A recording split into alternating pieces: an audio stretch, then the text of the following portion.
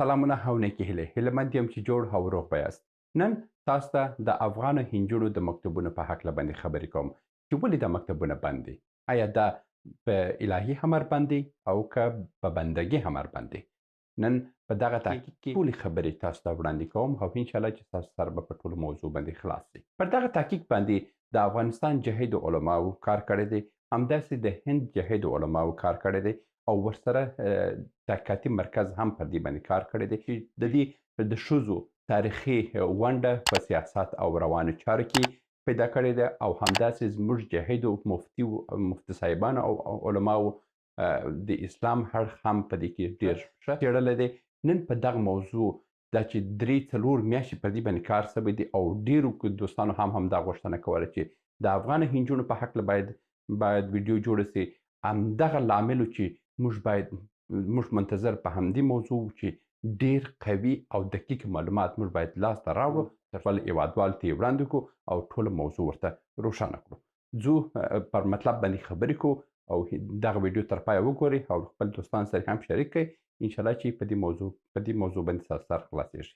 مخکې تر دې چې موږ د افغان هنجونو په هکله باندې خبرې وکړو، لومړی ځو د تاریخ په اوږدو کې د ښځو ونډې په هکله باندې خبرې کوو چې ښځو د کوم وخته په سیاست او روانو چارو کې رول یې درلود.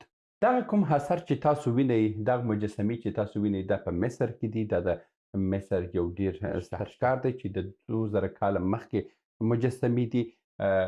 د دې دقیق تاریخ معلوم نه دی، خو په وړاندوینې همدا سوي دي چې 2000 کاله مخکې تر میلاد د مجسمې جوړې شوي دي.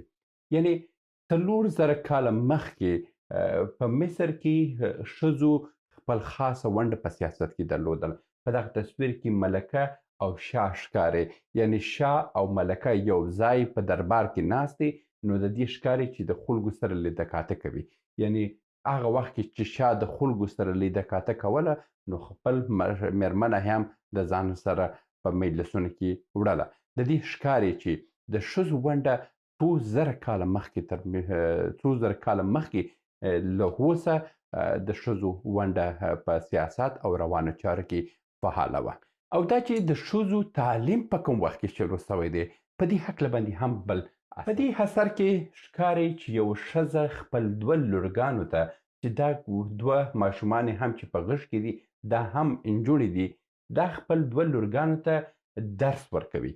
یعنې دغه کوم لیکنې چې دي او دا کومې اشارې چې سوي دي، دغه د دې ښکاري چې څو زره کاله مخکې تر اوسنۍ حالته هغه وخت هم ښځو خپل علمیت درلودل، خپل سواد یې درلودل او خپل اولادونو ته تعلیم او تحصیل زمینه برابروله. لکه دغه تصویر کې چې تاسو وینئ چې دغه تصویر هم څه ناڅه 4000 کاله مخکې تصویر دی او دا نقاشي ده. نو د هماغه وخت کې هم د دې څخه ښکاري چې د وخت حاکمانو د ښځو دپاره د تحصیل زمینه برابره کړې وه. اوس راځو پر اسلام باندې خبرې کوو. اسلام مبارک دین د ښځو دپاره څه کار وکړو؟ مخکې دا ټوله مخکې تر میلاده وه، مخکې تر اسلامه وه. نو اوس راځو چې د اسلام مبارک دین په دې هکله باندې. اسلام مبارک دین چې کله هم راغی، په څو آیت شریفونو کې د قرآن شریف کې په څو آیتونو کې دا راغلی دي چې کله پر ښځې باندې لمونځ فرض سو، پر ښځې باندې زکات فرض سو، پر ښځې باندې څومره فرضیات چې پر نر باندې دي، دا ټول پر ښځې باندې عملي سوه. نو له همدې فرایضو څخه ښکاري چې ښځې دپاره د علم زده کول هم فرض دی. ځکه چې کله ښځه عبادت کوي، دا باید خامخا قرآن شریف آیتونه یې زده اوسي چې هغه په لمانځه کې هغه آیتونه ولولي. د همدې لمونځ او د همدې عبادت دپاره دا ښځه ضرورت لري چې ټوله مقدسات وپېژني، مقدسات د اسلام وپېژني، فرضیات د اسلام وپېژني، سنتونه د اسلام وپېژني، ارزښتونه د اسلام وپېژني. دا ټوله چې وپېژني، دا خپله یو علم سو. یعنې د دې ښکاري چې پر ښځې باندې 100% علم فرض. اوس دا موضوع راپېښېږي چې آیا اسلامي زده کړې ته علم ویل کېږي که یا دغه ساینسي زده کړو ته هم علم ویل کېږي؟ علما په همدې نظر دی. هر هغه څه چې د انسان دپاره ضرورت وسي، د انسان ستونزه پرې حلیږي او د انسان د مرګ ژغوري، د انسان آخرت او آخرت سره کومک کوي، هغه علم دی.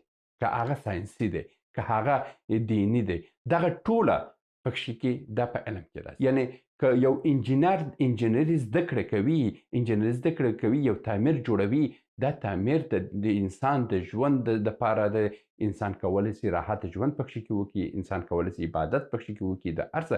یعنې د دې ښکاري چې د ساختماني انجینري دا فرض ده چې انسانان زده کړي او خپل ځان دپاره یو سمه سرپناه جوړه کړي. لکه څنګه چې زموږ پیغمبرانو معماري او دا بنایي کړې وه، په همدې باندې کار وکړو.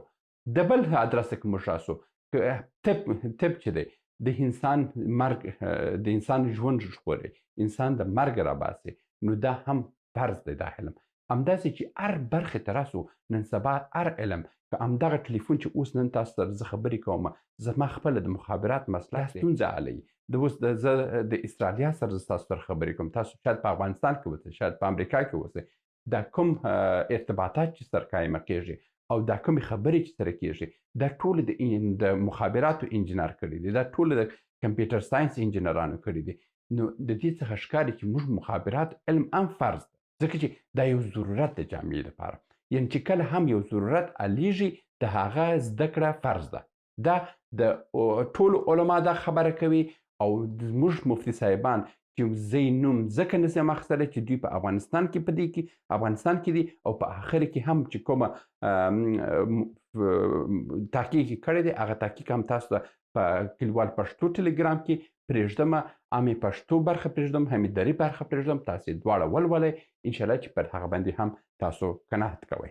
بله موضوع چې ډېر علما او ډېر کسان چې همدا اوس د اوسني حاکمان هم په همدې موضوع باندې خبرې کوي، د حضرت محمد صلی الله علیه وسلم یو مبارک حدیث دی. هغه حدیث شریف همدا حدیث دی: طلب العلم فریضه علی کل مسلم. مګر و مسلمه چې ده دا په اصلي حدیث کې نسته. اصلي حدیث کې یوازې مسلم لیکل شوی دی، مسلم ویل شوی دی، مګر مسلمه نسته. اوسني حاکمان زیاتره هغه طالبان دي چې دوی د کلیو د بانډو د اجرو څخه فارغ دي او داسې خاص علمیت نه لري. مګر ټول مفتي صاحبان په همدې داسې دي چې د کله مسلم خبره چې راغله، نو ټوله پکښې کې ښځو نر دی چې په ښځې باندې لمونځ فرض دی، په ښځې باندې حج فرض دی، په ښځې باندې زکات فرض دی، په ښځې باندې ټوله د اسلام فرایض ورباندې تطبیق کېږي. نو بیا ولې ښځه د دې ځای څخه ایستل کېږي چې ښځه داسې ده؟ نو که تاسو د دې ځای څخه ښځه باسئ چې علم فرض نه دی ورباندې، بیا یې خو د لمانځه څخه هم معاف کړئ، د زکات هم معاف کړئ، د حج څخه هم معاف کړئ، دا کار هم وکړئ. څه موده وړاندې شهابالدین دلاور د معدن وزیر هغه ویلو چې علم د اوسنۍ انجینري طب دا په ښځې دومره فرض دی لکه د 5 وخته لمونځ چې پر موږ فرض. یعنې اصلي علما او اصلي هغه مفتیان چې په اسلام مبارک دین کې ډېر تحصیلات لري، دوی ټول په دې قانع دي چې په ښځې باندې علم فرض دی. او هغه هم په کوم اساس؟ په دې اساس چې په ښځې باندې ټوله اسلامي قوانین تطبیق کېږي. چې کله اسلامي قوانین تطبیق سوه، ټوله فرایض ورباندې تطبیق سوه، د دې فرایضو د تطبیق دپاره ښځه مجبوره ده چې هغه علم زده کړي. چې علم زده نه کړي، دا په هېڅ ډول باندې امکان نه لري چې دا ښځه خپل فرایض په صحیح ډول باندې ادا کړي. چې په ښځې باندې دا لازمه سوه چې د دغه کارو دپاره باید یو څه زده کړي، نو هغه معلومه ده چې علم هم ورباندې، که هغه د طب علم دی، که هغه د انجینري علم دی، که هغه ریاضي او فیزیک او ادبیات او دا دي، که هر موضوع ده، په ښځې باندې هم علم فرض دی او په نر باندې هم دی. یعنې په اسلام مبارک دین کې چې کله د همدې فریضاتو، یعنې زیاتره علما په همدغه موضوع باندې قانع دي چې کله په ښځې او په نر باندې ټول فرایض پر یو شکل باندې تطبیق کېږي، نو چې د دې فرایض باندې په مساویانه ډول باندې تطبیق سوه، نو بیا په عمومي ډول باندې په ښځې باندې هم علم فرض دی او په نر باندې هم علم فرض دی. د دغه حدیث مبارک حدیث ټوله تحقیق زه تاسو ته پرېږدم په ټلګرام پښتو کې 19 پاڼې دی او په هغه پاڼې کې ټوله دغه حدیث شریف په هکله باندې خبره سوې ده چې اصلي حدیث یې دغه دی طلب العلم فریضه علی کل مسلم دغه حدیث دی مګر بیا وروسته بعضې علماو والمسلمه هم اضافه کړې ده خو ډېر خلک دا وایي چې دا یې د اهل تشیع علماو پکښې کې اضافه کړې دا موضوع مګر په هماغه تحقیق کې چې 19 پاڼې دی په هغه کې دا ویل سوي دي چې دا د اهل تشیع علماو نه دا بلکې ډېرو سني مذهبه او ډېرو علما په دې باندې قناعت لري چې والمسلمه د دې دپاره چې خلک یعنی هغه عالم خلک چې نه دي مفتي نه دي او په اسلامي موضوعات باندې دومره ولتیا نه لري په همدې خاطر باندې مسلمه هم ور اضافه سوې ده کني ټوله علما په همدې قناعت کوي چې مسلم چې څو ټوله مسلمانان دي چې هر هغه انسان باندې چې ټول فرایض تطبیق کیږي هغه مسلمان دی او پر هغه باندې ټول شان اوس راځو په دې باندې خبرې کوو چې کله اولي ځل په کوم اسلامي هیواد کې مکتب جوړ شو په لومړي ځل چې کله هم د اسلام مبارک دین راغلو د دې څخه ښکاري د شواهد همدا دی چې لومړی ځل یو دیني مدرسه په اسلام مبارک دین کې 1400 کاله مخکې په عربستان کې جوړه شوې ده چې هغه وخت کې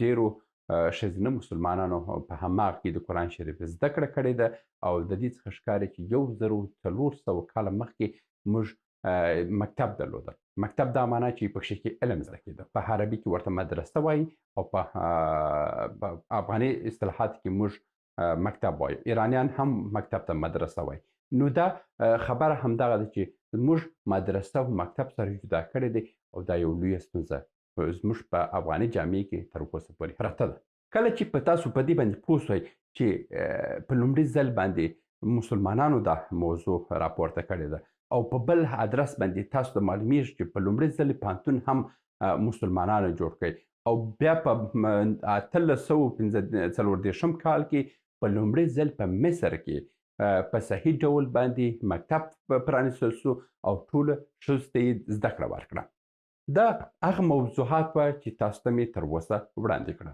اوس راځو پر دې باندې خبرې کوو چې دا موضوع ولې سیاسي سوه دغه د حدیث شریف تحقیق چې دی دغه تحقیق دی حدودا 19 پاڼې دی ټوله تحقیق په همدې موضوع باندې دی طلب العلم فریضه علی کل مسلم پر دغه باندې تحقیق شوی دی 19 پاڼې دی دا په ټلګرام کې پرېږدم همې پښتو پرېږدم همې دري پرېږدم دواړه ولولئ انشاءالله چې ستاسو قناعت حاصل کیږي او دا موضوع تاسو ته روښانه کیږي اوس راځو پر دې باندې خبرې کوو چې کله دا موضوع سیاسي سوه موضوع چې کله هم افریقایي هیوادونو کې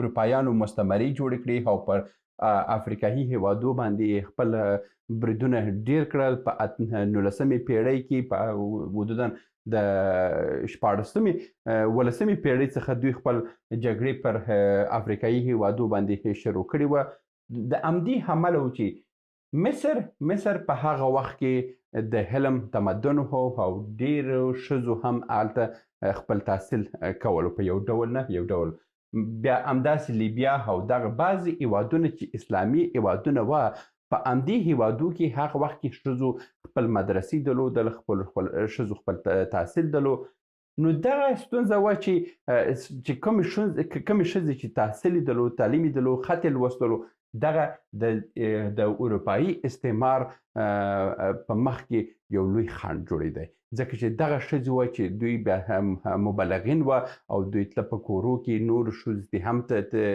تبلیغ کولو چې دغه استعمار دی دغه ډول کارونه چې اروپایان راځي پر موږ باندې حکومتولي کوي دا حکومتولي زموږ دپاره ښه نه ده نو دغه لامل سو چې 1919 کې چې کله هم مصر خپل استقلال واخیستلو په دغه استقلال په اخیستلو کې مهم رول چې و ښځو درلودل ځکه چې په 1840 کال کې په مصر کې مکتب د زنانه د ښځو دپاره مکتب جوړ شو په هغه وخت کې تر 1919 پورې د مصر حدوداً 50% ښځې تحصیل درلودلو. یعنې ښځو خپل ډېر رول لیدلو چې کله هم د نارینو په مجلسونو باندې انګریزانو خپل بندیزونه لګول، همدا ښځې وې چې تله په کورو کې خپل تبلیغ یې کولو او خپل فعالیت یې درلود. لوی رول چې تر نارینو که په مراتبو ډېر و، هغه د ښځو رول و. همدا ډول باندې په ډېرو افریقایي هېوادو کې چې کوم افریقایي هېوادو کې چې د ښځو تحصیلات وه، هماغه و چې د اروپایي هېوادو دپاره، د انګریزانو دپاره، هسپانیایانو دپاره، ایټالیایانو دپاره، پرتګالیانو دپاره، فرانسویانو دپاره، جرمنیانو دپاره، دغه ټولو چې پر افریقایي هېوادو باندې مستعمري درلودلې، دغه ټوله د دې د لاسه په تنګ راغله چې دلته ډېرو مسلمانو ښځو خپل علمیت درلودل، خط یې لوستلو، خط یې لیکلی سول او دوی سول چې خپل فعالیت وکړي او د استقلال تبلیغ یې کولو. نو دا یو لوی ستونزه د هغه استعمارګرو دپاره جوړه سوه. بله موضوع چې کله هم راپیدا سوه، دا د دوه کوریاګانو په منځ کې د جګړې موضوع وه چې کله په دوه کوریاګانو کې جګړه راپورته سوه. په دې ځای کې دلته دا د کوریا موضوع چې دا د افغانستان پورې ډېر تړلې موضوع ده. دا منطقه چې تاسو وینئ دا د روسیې منطقه ده. روسیه دلته سرحدات لري، خو له بده مرغه دا سرحدات چې دي دا ټوله کنګل دی. او که تاسو ته معلومه هم وسي دا منطقه چې ده حدودا په کال کې 8 میاشتې کنګل ده، 9 میاشتې کنګل ده. یو 2-3 میاشتې دپاره هغه هم یو کښتۍ چې هغه کنګل مات کړي، بیا وروسته د لارې وړ دی. مګر روسانو هغه وخت کې مجبور وه چې خپل ترانسپورتي سیستم د دې ځای څخه داسې راوړي. روسان داسې مجبور وو چې داسې راسي او په دې ډول باندې پر شمالي کوریا باندې ځان دې ځای ته دلته ګرمو اوبو ته راورسوي او همداسې د افغانستان د طریق ځان راوړي، ځان دلته ګرمو اوبو ته ورسوي. او یو بل لاره چې په همدې ځای کې سن پیټربورګ ښار څخه ده، دلته د ګرمو اوبو څخه دوی لاره درلود. نور د هغه منطقې چې دي دا ټوله کنګل دي او نور لارې روس نه درلودله. هغه وخت کې چې 1950 کلونه وه، دغه وخت کې و چې د مځکې تودوخه دومره نه وه او ډېر منطقې د روس شاوخوا چې دا ټوله کنګل وه او روس مجبور و چې ځان د ګرمو اوبو دپاره دلته کوریا ته راورسوي. د بل لارې پر ایران باندې هم حمله وکړه، خو هغه وخت کې انګریزانو بیا د دوی شخړه وه، بیا برته دوی ووتل، بیا بل ځل راغله پر افغانستان یې حمله وکړه. نو دوی غوښتل چې په یو ډول نه یو ډول باندې ځان ګرمو اوبو ته ورسوي. چې ګرمو اوبو ته ځان رسول، دلته په کوریا کې ځان کوریا ته راغله. کوریا کې امریکایانو دلته مداخله وکړه چې د دې ځای څخه دوی باید استفاده ونه کړي او امریکایانو دلته جګړه شروع کړه. جګړه یې شروع کړه دا و چې د دوه کوریا، یو کوریا یې هلته روسانو سپورټ کړه او دا بله کوریا یې امریکایانو سپورټ کړه. همدا لامل شو چې آخر کې کوریا په 2 برخو باندې تقسیم سوه او شمالي کوریا او جنوبي کوریا ته تقسیم سوه. په هغه وخت کې یو امریکایي جنرال دا موضوع وکړه چې تاسو که غواړئ چې په بعضې هېوادونو کې جنګ ګرم وساتئ، نو زیاتره هېوادونه، غربي هېوادونه غوښتل چې دا ځای کې دوامداره باید دلته جګړه وسي، دلته باید دوامداره جګړه وسي، دلته باید دوامداره جګړه وسي، چې دا روس په همدې ځای کې کنټرول وسي چې دوی د کوم خواته ونه وځي. دغه موضوع چې وه په جنوبي کوریا او شمالي کوریا په جګړې کې، په هغه وخت کې یو امریکایي جنرال دا موضوع وکړه، ولکه غواړئ چې دا هېوادونو کې دوامداره جګړه پاتې سي، تاسو باید بیکاپ سیستم له منځه یوسئ. بیکاپ سیستم څه دی؟ بیکاپ سیستم دا دی، د مثال په ډول باندې که تاسو برق سیستم ځان ته جوړوئ، تاسو 2 جنریټره پرېږدئ، که یو برق ولاړ شي دا بل جنریټر فعال شي، که دا بل برق ځي بطري څخه برق راسي، یعنې ستاسو د کور برق په هېڅ ډول باندې ختم نه سي. دې ته دغه څو قسمه چې یو په بل 2-3 ماشینان چې اضافه ورته ایښي دې ته بیکاپ وایي. اوس په کورنۍ کې بیکاپ سر کم دی چې امریکایانو همدغه پلان درلود چې موږ باید بیکاپ لرې کړو. بیکاپ دا و چې په کوریا کې چې کله هم نارینه جنګ ته تلله هغه به ووژل سو، مګر په کور کې د کور هغه ښځه چې وه هغه تحصیل یافته وه او خپل د اولاد سرپرستي کوله او همدغه و چې خپل د اولادو سرپرستي کوله. نو ستونزه دا پیدا سوه چې کله هم د اولادونه پیدا کېدله دا اولادونه یې جنګ ته نه راتله او د غربي هیوادو د استعمال وړ نه کېدل. دغه لامل چې امریکایي جنرال وویل که ته غواړې چې جګړې په بعضې هیوادو کې ګرمه وساتې ته باید بیکاپ سیستم له منځه یوسئ. یعنی هغه ښځه ته باید په کور کې قید کړئ او ښځه باید زنداني کړئ تر څو چې اوس د مثال په ډول باندې په افغانستان کې ښځه زنداني ده، ښځه بې سواده ده چې کله هم خدای مه کړه په کور کې پلار مړ سو د هغه اولادونه ټوله د همدې جګړې ښکار کېږي. مجبور دي چې همدغه اولادونه بې سرپرسته سي، بې تعلیمه سي او آینده یې خرابه سي او ولاړ شي دغه جنګي ګروپو سره یو ځای سي او د غربي هیوادو دپاره په افغانستان کې جګړه وکړي. کوریایانو دا موضوع ونه کړه ځکه چې کوریایان هغه وخت کې تحصیل یې درلودله. کوریا حدوداً د 1989 کال څخه دوی د ښځو مکتبونه فعال کړي وه. دوی په هغه په 1945 کال کې تر 1945 کال کې بیا تر 50 کال پورې چې دا جګړه دوام یې درلوده دوی حدوداً 80% ښځې دلته سواد یې درلودل کوریا. نو همدا لامل و چې دلته غربي هیوادونو پلانونه خنثی سوه ونه سویده چې دا جنګ دوام پیدا کړي. اوس همدا موضوع غواړي چې پر افغانستان باندې تطبیق کړي ځکه چې په افریقایي هیوادو کې هم دوی ښه تجربه نه لري، دلته په کوریا کې هم ښه تجربه نه لري، همداسې په هند کې هم انګریزانو په 1860 کلونو کې د ښځو دپاره تعلیم زمینې برابرې کړې. دوی د ښځو مکتبونه فعاله کړه. په 1860 کال کې همدغه لامل چې دغه مکتبونه چې د ښځو دپاره جوړ کړه د انګلستان ملا یې همدې ښځو ماته کړه ځکه چې د هندوستان په استقلال کې حدوداً 15% رول چې ویه د ښځو ادا کولو. دا په هندوستان کې هم د نارینو په داسه باندې بندیز لګېدلی ویه، په تجمع باندې په مجلسونو باندې بندیزونه وه او دا و چې ښځې تله تبلیغ یې کول. ښځې فقط د زیاتره د نیرو د اردو د نظامونه چې سره جوړوله دا ټوله ښځو کول. نو دا ښځو دپاره بل سرخوږی سو. بله موضوع چې د ښځو دپاره موضوع ده هغه د روانډا موضوع ده. روانډا کې که تاسو معلومات ولرئ روانډا کې یو داسې سو قتل عام جوړ سو په 1990 کال کې. داسې و چې په نارینه چې هر څومره پیدا سوی په روانډا کې وژلو او دا د نارینو قتل عام په نامه باندې یادېږي او تاسو د روانډا دغه قتل عام په هکله باندې خپل معلومات وکړئ او دا ډیر ظالمانه عمل او ډیر تلفات و، یعنی چې هر څه نارینه یې پیدا کوله وژلې. او روانډا چې ده په همدې ځای کې موقعیت لري.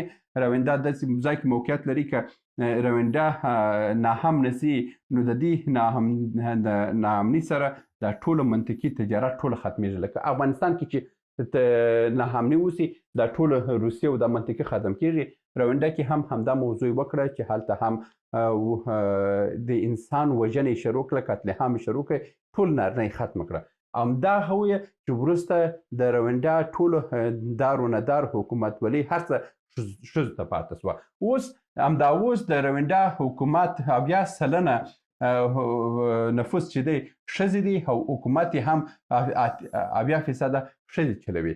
او په 2023 کال کې د روانډا پایتخت په افریقا کې بهترینه پایتخت جوړ شو ځکه ټول کنټرول د ښځو دی او هغه ښځې راولاړ سو، خپل تحصیل وکړي، خپل تعلیم وکړي. او نن د روانډا اقتصاد هم در همسایه هیوادونه یې بهتره دی، ژوند یې هم بهتره دی او هر څه یې بهتره دی ځکه چې د ښځو رول و. یعنې ښځه په یو جامعه کې خپل ډیر رول لري.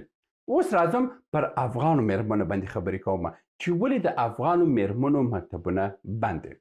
افغاني مېرمنې په اصل کې د تاریخ په اوږدو کې د یو کورنۍ اقتصادي ټول معاملات چې وه د حساب کتاب د ښځې د په لاس کې وه چې کله هم نارینو یو کار کولو پیسې راوړل د ښځو په لاس یې ورکوله او دغه ښځې و چې د ټول کورنۍ مالي سیستم یې په لاس کې درلودل. خو دا و چې که یو ښځه تحصیل یافته سي، تعلیم یافته سي، هغه د کور پیسې مدیریتولی سي. چې کله د کور پیسې مدیریت سوه، د یو هیواد پیسې مدیریت کېږي.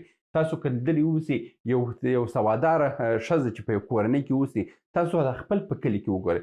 په کوم کلي کې چې تاسو ژوند کوئ، په کوم کلي کې چې تاسو ژوند کوئ، په هغه کلي کې که یو سواداره ښځه واوسي، د هغه کورنۍ اقتصاد خراب نه دی. هغه په کم پیسو باندې هم خپل ګزاره کوي، خپل اقتصاد او خپل ژوند چلوي او په بهتره ډول باندې چلوي. مګر کوم کورنۍ کې چې سواد نسته، هغه کورنۍ به میلیونونه افغانۍ د میاشتې عاید به لري. مګر هغه کور کې چې ښځه سواداره ده، په 10,000 افغانۍ باندې هم لري، د هغه کورنۍ ژوند به بهتره اوسي، خوشحاله به اوسي، هر څه به بهتره اوسي. نو د دې څخه ښکاري چې کله هم افغان میرمن که وسپایدل چې دی خپل د کور اقتصاد کنټرول کړي، یعنې مطلب دا دی چې ټوله افغانستان یې کنټرول کړي. خو همدا کور دی چې یو مملکت جوړېږي، همدا کورونه چې ملکونه جوړېږي. نو دغه لوی لامل دی چې په افغانستان کې ښځو خپل ونډه درلودل او ډېری هیوادونه هم کوښښ کوي چې ښځه همداسې بې سواده وساتل سي چې د افغانستان اقتصاد دوام العمر ټولو نورو هیوادو ته د خیرات په لاس باندې موږ ولاړ اوسو او همداسې ګدایګر په شکل باندې. اوس که تاسو یو سواداره مور لیدلی اوسئ، سواداره مور په هېڅ عنوان باندې خپل اولاد نه استوي خیرات ته چې راشه خیرات ټول کړه. تاسو دغه کوم لیدونکی چې دغه ویډیو وینئ، یو څوک دې وایي چې یو سواداره مور دی خپل اولاد یې استولی اوسي، هغه خیرات ټول کړي. په هېڅ عنوان دا کار نه کوي.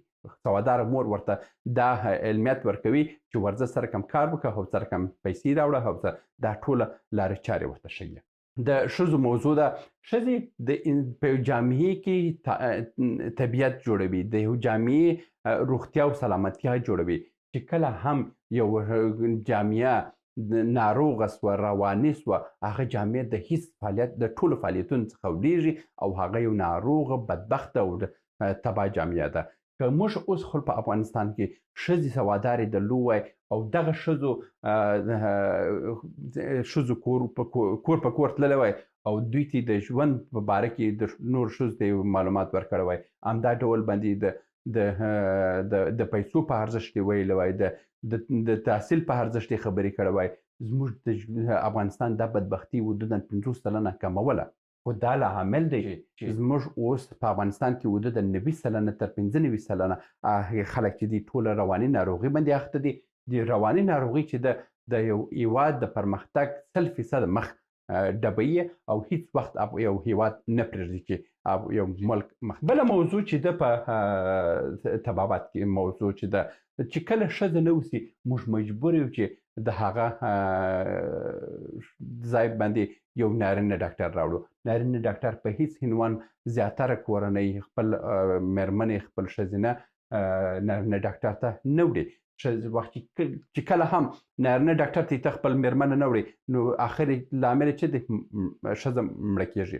چې کله په یو کور کې تاسو شاید دغه لیدونکي مجرد واوسئ، یو متعهله ښځه، یو متعهله انسان په دې باندې پوهېږي که په یو کور کې ښځه مري، مور مري، د هغه کور مدیریت په عمومي ډول باندې ختم کېږي. یعنې د مور مرګ د جامعې مرګ دی. زیاتره هیوادونه همدغه توجه کوښښ کوي چې یا باید پلار مړ سي یا باید مور مړه سي. دا هر یو مړ سو، دغه کور مدیریت پاشل کېږي او دا کور په اولادونه چې دي دا د دوی د جګړې دپاره بیا سوخته مواد دي او دوی وړي بیا جنګوي او د دې ځوانانو څخه غلط استفاده کوي. بله موضوع چې ده، افغان مېرمنې که خپل خپلواکي ولري، خپل استقلالیت ولري، افغان مېرمنې د تاریخ په اوږدو کې تر اوسه پورې نه چې دا چې د اوسني حاکمانو خبره اوسي، دوی د تاریخ په اوږدو کې خپل حجاب یې درلودله. تر اوس هم په نړۍ کې تر ټولو اسلامي هیوادو موږ افغاني کلتور بهترینه اسلامي رواج دی. یعنې زموږ هغه کلتور مخکې تر اسلام هم زموږ کلتور اسلامي وی. یعنې دا زموږ چې کوم کړه وړه چې دي دا اسلامي نه دي، دا زموږ کلتوري کړه وړه دي. یعنې مخکې تر اسلام هم موږ په همدې ډول باندې وی. نو دا زیاتره هیوادونه چې پر موږ باندې کوښښ کوي چې ښځه دا ټوله پروژې دي، دا ټوله غواړي چې د افغانستان راتلونکي نسل څخه بیا هم په همدې منطقي کې استفاده وکړي او موږ باید دوام عمر باندې جګړه وکړو. بل موضوع دا ده چې یو تحصیل کړی مور چې ده هغه خپل د اولادونو په روزلو کې ډیر لویه ونډه لري او هغه کولی شي چې خپل اولادونه په صحیح ډول باندې وروزي. چې کله هم یو مور تحصیل کړی واوسي د هغه اولادونو نظافت سم دی، د هغه اولادونو صحت سم دی، د هغه اولادونو خواړه سمه ده، د هغه اولادونو د اوبو څښل صحیح دی، د هغه اولادونو د خوب مدیریت سم دی. یو سواداره مور ده چې د هر څه مدیریت کولی شي. یو سواداره پلار په هیڅ ډول باندې دا کار نه کوي، ځکه چې هغه ټوله ورځ کې جامې په کور کې نه اوسي، خو ټوله مسؤلیت د مور په غاړه دی. بله موضوع چې ده چې کله هم سواد پیدا سو، چې کله هم یو ښځه خپل په پښو ودرېدله، هغه بیا دې ته مجبوره نه ده چې ورور یې واخلي یو سپین ږیري ته ورکړي او یا یې پلار واخلي ماشوم واخلي یو سپین ږیري ته ورکړي. دا د بې ځایه ودونه مخنیوی کیږي. دغه بې ځایه ودونه دي چې په افغانستان کې زیاتره شخړې، زیاتره جنجالونه، زیاتره قتلونه په دې موضوع باندې سوي دي چې کله یو سپین ږیری راځي یو واړه هنجلۍ وړي، د هغه واړه هنجلۍ د مدیریت توان نه لري، بیا وروسته په هغه باندې بیا جګړې جوړېږي، وحشتونه جوړېږي.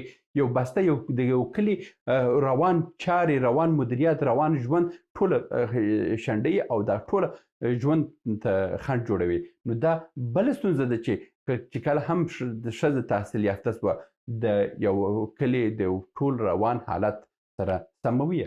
تر ټولو مهمه موضوع چې باید وباندې خبرې وسي هغه دا ده که افغان میرمن سواد پیدا کړو، هغه په هیڅ ډول باندې خپل زوی جګړې ته نه هڅوي. تاسو یو سواداره مور که تاسو لیدلی اوسي، هغه په هیڅ ډول باندې دا کار نه کوي چې د غربي هیوادونو په ګټه باندې خپل اولاد استعمال کړي. همدغه دی چې یو سواداره مور خپل اولادونه د جګړې څخه ساتي. که موږ سواداره مور ولرو، یو سواداره مور په هیڅ ډول باندې خپل په غېږه کې بیا حکمتیار نه روزي، بیا رباني نه روزي، بیا ملا هیبت الله نه روزي، بیا جنگي جنایتونو والا کسان نه روزي، مزاري نه روزي. همدغه دی چې زموږ افغان میندې باید سواداره شي. دغه روان جګړه، دا روان وحشت باید ختم شي. دا زموږ د افغانو هنجونو ایجاب دی، دا زموږ د افغانو هنجونو د مکتبونو تګ دی. په ټوله مکتبونو کې نارینه نسته، ټوله نجونې دي په هر صنف کې، استادانې ښځې دي په هر صنف کې. زموږ د مکتبونو په وړاندې هیڅ اسلامي خنډ نسته. او بل د علم فرض دومره فرض دی، داسې فرض دی په ښځې باندې لکه هغه 5 وخته لمونځ چې فرض دی. دا علماو فتوا ورکړې ده او فتوا هم تاسو به زه په ټلګرام کې پرېږدم.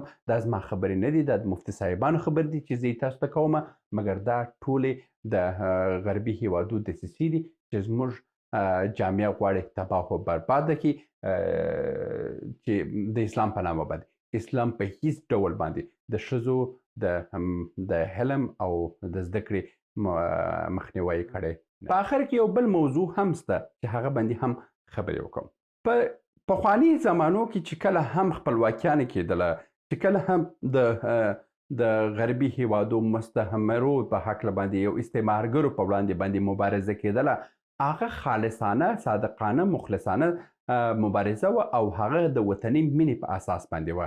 او زیاتره هیوادونه هم همدا کوشش کولو چې خپل هیواد خپلواک کړي او د استعمار څخه وساتي.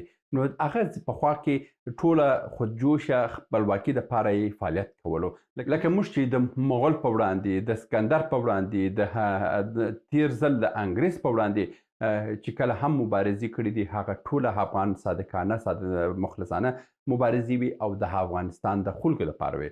وروسته په 1950 کال کې چې کله هم دویم نړیواله جګړه ختم شوې وه، په دې وخت کې فرانسویانو په لومړي ځل باندې امریکا ته یو طرحه وړاندې کړه. دوی دا طرحه ورکړه چې موږ څنګه کولی شو چې دغه خلک چې خپل د هیوادونو د خپلواکي دپاره فعالیت کوي، د دې څخه موږ استفاده وکړو او خپل جګړه روانه وساتو په آسیایي هیوادو کې، افریقایي هیوادو کې. د دې فرانسوي پلان په هکله باندې که بیا تاسو وغواړئ، زه به د هغه کې کتابونه شته، هغه کتاب باندې به وړاندې کوم.